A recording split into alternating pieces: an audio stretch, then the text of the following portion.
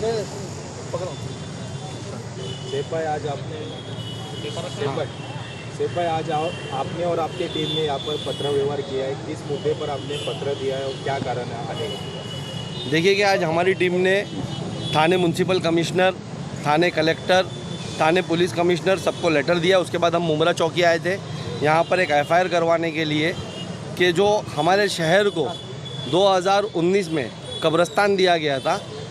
अब जब हमने उसकी माहिती निकाली है, कंटिन्यूसली आपको पता होगा उसके हम विरोध कर रहे थे कि वहाँ पर कब्रिस्तान नहीं, वहाँ स्लाटर हाउस की जगह है और कब्रिस्तान की जो जगह है वहाँ कब्रिस्तान दिया जाए। लेकिन यहाँ के जो स्थानीय एमएलए थे उस वक्त के जो अधिकारियों से मिल करके उन्होंने स्लाटर हाउस की जगह पर कब्रिस्तान दे दिया। 11 एकड़ का स्लाटर हाउस गायब कर दिया, बिल्डरों को दे दिया। उसके बाद जो 5 एकड़ का कब्रिस्तान की जगह थी वो बिल्डरों को दे दी। हम उसका कंटिन्यूसली पेपर निकाल रहे थे तो अभी हमको पता चला हमने टीएमसी में लेटर डाला कि हमको ये कब्रिस्तान की मान्यता के पेपर दिए जाए। तो वहाँ से हमको जवाब आता है कि ये जो सर्वे नंबर है कौसा के, आप देखिए माहिती मैं आपको बता रहा हूँ।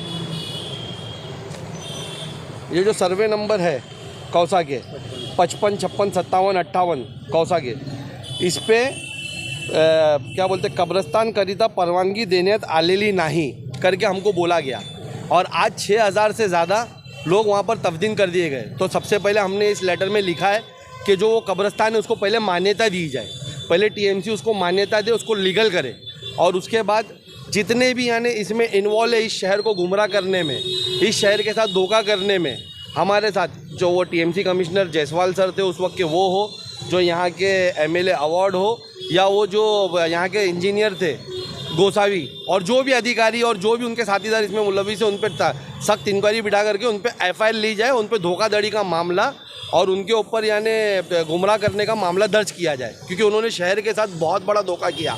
कल को आज हमारे पास हम पेपर वर्क जानते हैं, हम इसकी हकीकत जानते हैं, हम पेपर वर्क निकाल रहे हैं। कल को अगर हम नहीं होंगे, आज से 10 साल बाद 15 साल बाद कोई दूसरा नया कमिश्नर आ जाएगा और कमिश्नर बदली हो जाएंगे, वो कमिश्नर आके बोलेगा यहाँ पर कब्रिस्तान है ही नहीं, जितने लोग को भी दफना है उससे मेरे को मतलब नहीं, यहाँ पर मैं ये रिजर्वेशन दूंगा। जिस तरीके से भिवंडी में 2006 में हुआ, वहाँ पर पुलिस के रिजर्वेशन की जगह पर कब्रिस्तान होने की वजह से पुलिस और पब्लिक के बीच में मुटाव, भेद और झगड़े हुए, उसमें 2 पुलिस वाले शहीद हो गए, 3 हमारे बच्चे शहीद हो गए। आज वैसा मामला मुमरा में ना हो जाए, ये सिर्फ और सिर्फ यहाँ के जो अपनी पॉलिटिक्स चमकाने के लिए जो नेताओं ने अधिकारियों के साथ साठगांठ करके यानी पैसा कमाने के लिए कब्रिस्तान को यहाँ से वहाँ किया है और हमको आज इल्लीगल कब्रिस्तान पे हमारे लोगों को तब्दील कराई है दलदल की जगह पर।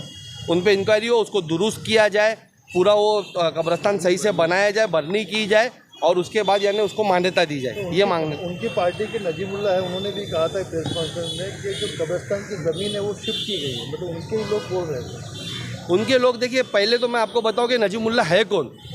ये आज से 6 महीना साल भर पहले तो साथ में बैठ करके घूम रहे थे, साथ ही में रहते थे, साथ ही में खाते थे, साथ ही में पीते थे। उस टाइम पे जब ये हेर फेर हो रहा था तब कहाँ थे वो? आज उनका स्टेटमेंट देने के क्या मायने? हम तो पेपर वर्क कर ही रहे ना हमारे शहर के लिए, हम तो बोले। आज वो आ करके ये देखिए कि सिर्फ सत्ता की लालच में, आज सिर्फ सरकार का थोड़ा बहुत हेर फेर हुआ है ना, तो ये एक में पे अभी अपने राज खोलने पे आ गए। कल वापस से सत्ता इन लोग की मिल जाएगी या इन लोग के ऊपर सेटलमेंट हो जाएगा तो क्या यही नजीमुल्ला वापस से इस तरीके का स्टेटमेंट देंगे कि साथ में जाकर के बैठेंगे और बोलेंगे भाई तू मेरा भाई है, तूने जो किया वो सही है? ये आवाम को समझना पड़ेगा। अधिकारी कौन कौन थे इसमें शामिल? देखिए, इसमें जो अधिकारी थे मैं आपको बताऊं, मैंने उसमें लेटर में मेंशन किया है। आप देखिए, हमारे शहर के लोग पूरी तरीके से विरोध कर रहे थे उस कब्रिस्तान का, कोई भी उसे लेने तैयार नहीं था। तो पहले तो ये जो गोसावी है ये कोई अथॉरिटी पर्सन नहीं होता, इसने एक लेटर दिया और ये बोला कि वहाँ कब्रिस्तान चालू की जाइए, उसकी साइन है, इस पर एफआईआर हो। उसके बाद जो यहाँ के स्थानीय एमएलए है और उनकी टीम है, उन्होंने एक कुल जमात करके यानी एक फर्जी कुल जमात करके फॉर्म करी और उसके तहत अपना सत्कार समारोह रखा। आप देख सकते किस तरीके से वो सत्कार समारोह हुआ था। ये उन लोगों ने अपना फैसिलेशन रखा और वहाँ पर कमिश्नर खड़े होकर के लोगों को किस तरह गुमराह करते हैं, मैं उनका स्टेटमेंट सुनाता हूँ आपको। मैंने वो मेंशन किया है इसमें। वो वहाँ पर स्टेज पे खड़े होकर के टीएमसी कमिश्नर बोलते हैं, आप लोग के न्यूज़ पे भी वीडियोज़ है उसकी, जो 2 रिजर्वेशन थे स्लाटर हाउस और जो नॉन CRZ एरिया में था और कब्रिस्तान का रिजर्वेशन जो CRZ एरिया में था, उसको हमने एक दूसरे के साथ इंटरचेंज किया है। और इंटरचेंज करने की वजह से जो कि आयुक्त का पावर है वो मेरे अधिकार में आता है, इस तरीके का झूठ वो स्टेज पे से बोल रहे थे। मैं अपने अधिकार में कई पावर यूज़ करना है, तो मुझे लगता नहीं कि शहर से कोई भी शख्स ऐसा जन्म लिया है जो मुझे अपने पावर का इस्तेमाल करने के लिए रोक सकता है। लोगों को इस तरीके का स्टेटमेंट देकर के पूरी तरीके से गुमराह किया गया कि मैंने उसको इंटरचेंज किया, मेरे पास पावर है, जबकि उनके पास ऐसा कोई पावर ही नहीं था। ऐसा कोई पावर आयुक्त के अंडर में नहीं आता कि वो रिजर्वेशन जो यूडी से आया हो उसके अंदर वो चेंजेस ला सके। बहुत वो गेट के चेंजेस ला सकते, डोर के चेंजेस ला सकते, इस तरीके के चेंजेस वो नहीं ला सकते। उन्होंने झूठ गुमराह कहा, वो स्टेज पे एमएलए ने उनको बुला करके खुद उधर से भाषण दिया, उसने गुमराह किया, न्यूज़ों के ज़रिए गुमराह किया गया।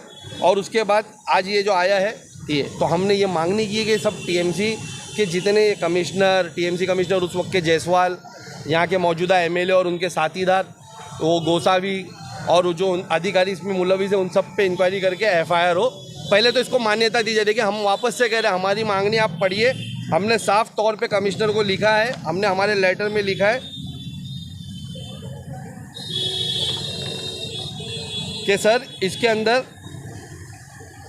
कब्रस्तानमध्ये आतापर्यंत 6000 पक्षाचे जास्त लोक दफन करण्यात आले आहे आणि आता टामापाकडून माहिती मिळत तिथं कब्रस्तानकरिता परवानगी नाही देण्यात आली आहे। तरी महोदय, येथील नागरिकांबरोबर खूप मोठा धोका होत आहे। त्याकरिता माझी आपल्यास विनंती आहे की धोकाधडीमध्ये लोकांचे संबंध आहे त्यांच्या कोटावर कायदेशीर कारवाई करून त्यांच्याकरिता गुन्हा दाखल करण्यात यावे आणि सदर ठिकाणी कब्रस्तानकरिता ठाणे महानगरपालिकाकडून सितर परवानगी देनियात यावी, ये नर्म विनती। हमने उनसे रिक्वेस्ट की है कि पहले इस पर आप इसको मान्यता दो। जो हमारे लोग तब्दील हो गए, जिन लोगों के भी घरों से महरूम तब्दील है, उनको इंसाफ किया जाए और वहाँ पर अभी मान्यता दी जाए। और इस पर इंक्वायरी बिठाई जाए कि 11 एकड़ का स्लाटर हाउस कहाँ गया, वो 5 एकड़ का कब्रस्तान कहाँ गया, और जो लोग इसके कमीशन खोरी में और चोरी में इन्वॉल्व है उन पर सख्त से सख्त कार्रवाई। क्या दिया आपको आश्वासन दिया है? अभी सीनियर सर ने मुझसे पूरे पेपर लिए हैं। उन्होंने मुझसे कहा कि मैं अभी तत्काल एफआईआर इस पे ले नहीं सकता, ये बड़ा मामला है। मैं उस वक्त वो मौजूद नहीं थे जब ये सब हुआ, वो अभी आए हुए। बोले मैं इसकी हर एक डिपार्टमेंट से जो लेटर्स है उसकी इंक्वायरी करूंगा, मैं पेपर मंगाऊंगा, सब मंगाऊंगा, और इसमें जो भी इंक्वायरी होगी मैं करके जो भी दोषी होगा उस पर मैं सख्त से सख्त कार्रवाई। एफआईआर की मांग कर क्या लगता है, अभी एफआईआर होगा? देखिए, हम लोग यहाँ पहले आपके ऊपर एफआईआर कितने हो गए? देखिए, वो तो मेरे पे यानी एफआईआर आपको पता है कि जब आप यानी हक के रास्ते पे निकलोगे, सच के रास्ते पे निकलोगे तो कुर्बानी आपको देनी होगी। इससे पहले भी हमने जब इसका सवाल उठाया था तो हम पे केसेस बने थे। आज भी हम तैयार है, शायद हम वापस से सवाल उठा रहे, आज हम शहर में मान्यता मांग रहे, तो शायद फिर इनको मिर्ची लगेगी, अपने पावर का इस्तेमाल करके एडमिनिस्ट्रेशन को यूज़ करके केस करेंगे, फिर हो सकता है मुझे तड़ीपार करेंगे। लेकिन मैं उसके लिए तैयार हूँ। मैं गलत नहीं, हम गलत नहीं है, हम सच के साथ खड़े रहेंगे। ना हमको कोई डरा सकता है, ना खरीद सकता है, ना झुका सकता है। हम हमारे शहर के हक की लड़ाई लड़ते थे, लड़ते हैं और लड़ते रहेंगे। सेफ भाई, कुछ दिन पहले मीडिया के द्वारा गौसा जामा मस्जिद है, गौसा जामा मस्जिद है, उसके ट्रस्टी ने भी आरोप लगाया था कि ये जो एमएमएलए का जो कब्रस्तान है वहाँ पे साइन करने के लिए 25 लाख का उनको ऑफर किया गया था, पर उन्होंने ऑफर मना कर दिया। क्या कहेंगे इसके बारे में? देखिए, यही सब सच सामने भी निकल कर आ रहे हैं ना। जब तक ये टीएमसी कमिश्नर यहाँ पर मौजूद थे, जब तक ये अधिकारी मौजूद थे, अब ये रिटायर हो गए, तब तक हम शहर से, मैं क्या और भी सब लोग हैं और भी यहाँ के शहर के सोशल एक्टिविस्ट से, ये लोग आरटीआई से जवाब मांग रहे थे, लेकिन किसी जवाब नहीं मिल रहा था। अब लोगों को जवाब मिलना शुरू हो गया है। अब इस तरीके की बातें बाहर आएगी। और जैसा रहा 25 लाख देने की सवाल, तो देखिए ये इसीलिए तो दिया जा रहा था ना कि वहाँ कब्रस्तान की जगह ही नहीं है।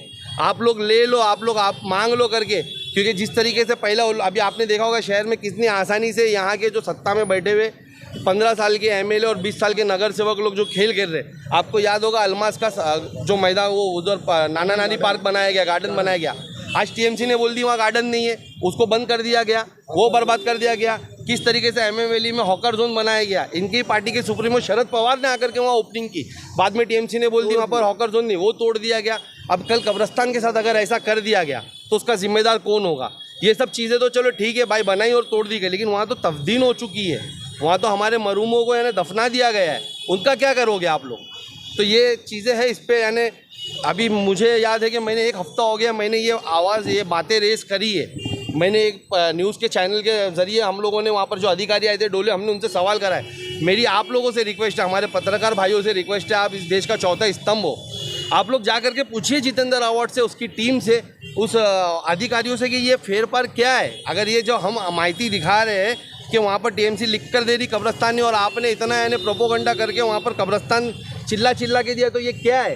इसका जवाब आप लोग भी मांगे। मेरी आप लोगों से रिक्वेस्ट है मेरे भाई, मैं आपसे हाथ जोड़कर अपील कर रहा हूँ कि आप जाइए और वहाँ पर उससे सवाल करिए कि लोग जानना चाहते कि जो लोग दफदीन हो गए वहाँ पर दफना गए आप लोगों की वजह से, उनका कौन यानी जिम्मेदार होगा अगर कल कोई खेल हो गया भिवंडी के जैसा हमारे यहाँ पर।